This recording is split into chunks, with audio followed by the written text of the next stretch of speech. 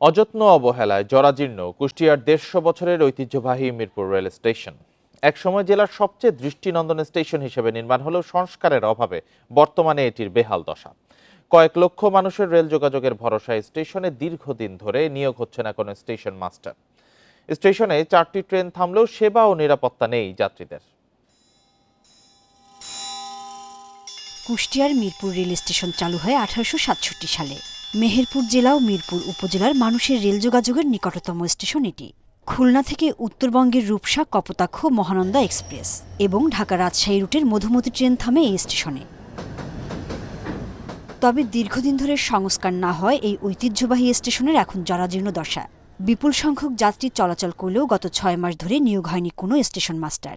মাত্র 2 জন কর্মচারী দিয়েই চলছে কার্যক্রম। এখানে কোনো সংস্কার নাই, স্টেশনের মাস্টার নাই, এখানে ভালো কিছু জায়গা নাই, স্টেশনটা একেবারে অবহেলিত পড়ে আছে। ডাউন সিগন্যাল সম্বন্ধে আমাদের ওই রকম জানানো হয় না, যার কারণে এই দুর্ঘটনাগুলো ঘটে। দেখা যাচ্ছে ডাউন নেই, অথচ আসতেছে মাঝখান দিয়ে ট্রেন চলে আসছে। যাত্রীরা বলছেন জনবল সংকটের কারণে ঠিকমতো টিকিট পাওয়া যায় না। এছাড়া নেই বসার আসন ও পর্যাপ্ত আলোর ব্যবস্থা।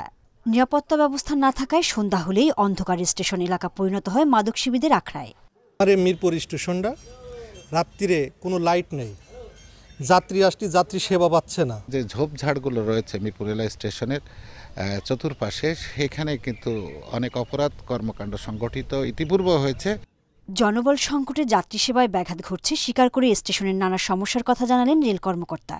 মাস্টার না থাকার কারণে কিছু কিছু অভিযোগ আসে, সেটা হচ্ছে সিগন্যাল না থাকার কারণে যাত্রীরা পার হওয়ার সময় কষ্ট হয়, সেটা আমাদের অভিযোগ দেয়। কিন্তু আমি জানতে পারছি কিছুদিনের মধ্যে হয়তো মাস্টার দিতে পারে। পাকশী রেলওয়ের বিভাগীয় পরিবহন কর্মকর্তা হাসিনা খাতুনের সাথে যোগাযোগ করা হলে তিনি বলেন সমস্যার সমাধান করা হবে। অর্ডার করা হয়েছে, মাস্টার আসলেই খুলে দেবো। ওইখানে অর্ডার করা হয়েছে 1 দিন 2 দিন তো লাগবে ওর গুছায় আসতে। প্রায় 15 লাখ মানুষের রেল যাতায়াতের মাধ্যম কুষ্টিয়ার এই Mirpur railway station. Independent news.